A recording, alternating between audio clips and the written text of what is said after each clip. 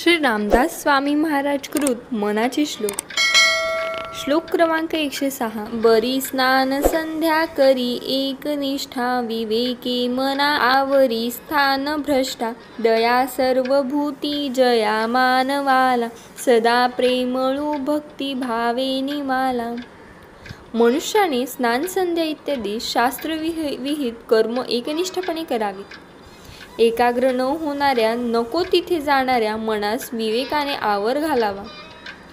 ज्या मनुष्यास प्राणीमात्राबद्दल दया असते आणि ज्याला परमेश्वराबद्दल भक्तिभाव असतो त्यालाच समाधान मिळते। श्लोक क्रमांक 107। मना कोप आरोपणा ते नसावी, मना बुद्धी हे साधू संगी वसावी, मना नष्ट चांडाळ तो संग त्यागी, मना होई रे मोक्ष भागी विभागी।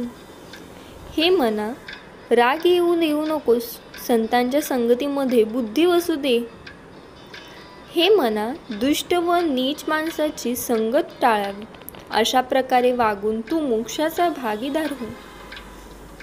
सदा सर्वदा सज्जनाचे नियोगे, क्रिया पालटे भक्ती भावार्थ लागे, क्रियेविन वाचाळता ते निवारी, तुटे वाद संवाद तो हितकारी। हे मना, सज्जन साधू संतांच्या संगतीमध्ये आचरणामध्ये बदल घडतो व भगवंताची जाणीव होऊन त्याच्याबद्दल भक्ती वाटू लागते। स्वतः आचरण केल्याशिवाय फुकटची बडबड करू नकोस, त्यामुळे वादविवाद संपतो।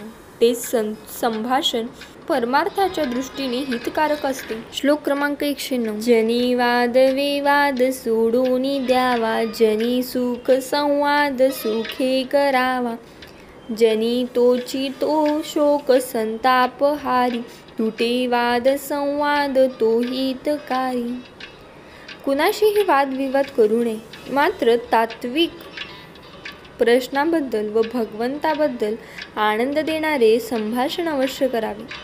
अशा संभाषणामुळे बुद्धीचे समाधान होऊन मनाचे क्लेश दूर होतात। असे संभाषण पारमार्थिक दृष्टीने हितकारक असते। श्लोक क्रमांक 110। तुटे वाद संवाद त्याते मनावे, विवेक अहंभाव याते जिनावे, अहंता गुणे वाद नाना विकारी, तुटे वाद संवाद तो हितकारी। ज्या चर्चेमुळे वाद संपतो त्याला संवाद असे म्हणतात। मनुष्याने आपल्या विवेकाने अहंकार जिंकावा। अहंकाराने वाद केला तर क्रोधाधिक अनेक विकार उत्पन्न होतात, त्यामुळे वादविवाद संपतात। ते संभाषण हितकारक असते।